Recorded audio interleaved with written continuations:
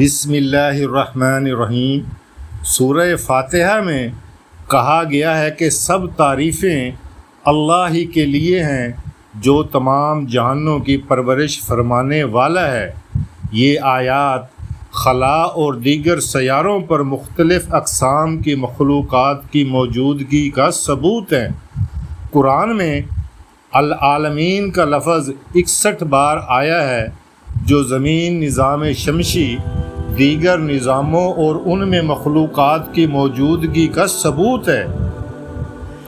دو الفاظ رب العالمین اور رحمت العالمین یہی بتاتے ہیں کہ کئی عالمین ہیں جس کا اندازہ ہمیں نہیں ہے۔ کائنات میں خربوں ستارے اور اربوں کہکشائیں ہیں، جن میں سے ایک سورج کے قریب ہماری دنیا ہے۔ اس بات پر یقین کرنا مشکل ہے کہ اتنی وسیع کائنات میں ہم اکیلے ہیں۔ بہت سے ماہرین کا یہ ماننا ہے کہ کہیں نہ کہیں اور بھی حیات ہو سکتی ہے، مگر ابھی تک وہاں کوئی رسائی ممکن نہیں ہو سکی۔ بہرحال اس میں کوئی شک نہیں کہ اتنی بڑی اور وسیع کائنات میں انسانوں کے علاوہ اور بھی کئی مخلوقات ہوں گی۔ یقیناً اس کائنات میں اور بھی بہت کچھ ہوگا جس تک ہم ابھی تک نہیں پہنچ سکے، اور ہمارے بعد بھی یہ دنیایں آباد رہیں گی۔ اتنی بڑی کائنات کا احاطہ کرنا ہماری عقلوں کے لیے محال ہے۔ عرض کا مطلب ایک زمین ہرگز نہیں ہے، بلکہ یہ وہ مادہ ہے جس سے سیارے، سیارچے، کہکشائیں تخلیق ہوئیں۔ یہ صیغہ واحد رہے گا، جیسے مٹی واحد صیغے میں لکھی جاتی ہے، اسے کبھی بھی مٹیاں نہیں لکھا جاتا۔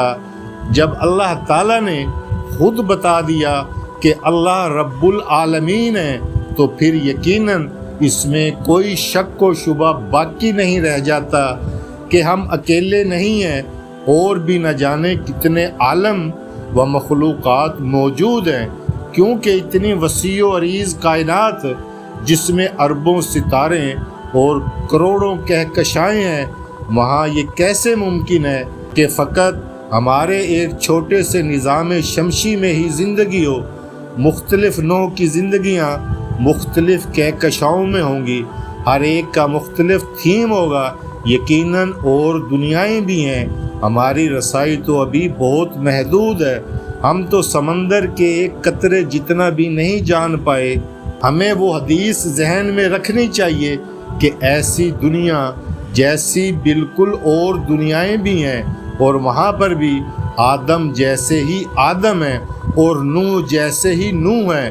اس لیے یہ ممکن ہی نہیں کہ ہم اس کائنات میں اکیلے ہوں۔ بس ہماری عقلیں ہی اس کا احاطہ نہیں کر سکتی۔ تب ہی تو قرآن میں اللہ تعالیٰ نے بار بار غور فکر کرنے، تدبر کرنے کا کہا ہے، اور ان لوگوں کو کامیاب قرار دیا جو غور و فکر کرتے ہیں ان چیزوں کو دیکھ کر جن میں اللہ کی نشانیاں ہیں۔ اللہ تعالیٰ ہمیں بھی اس کائنات میں غور و فکر کرنے کی توفیق عطا فرمائے، ہمارے علم میں اللہ تعالیٰ اضافہ فرمائے، ہم اس کائنات میں غور و فکر کر کے اللہ تعالیٰ تک پہنچ سکیں۔ اچھی بات کو آگے پھیلانا یہ بھی صدقہ جاریہ ہے۔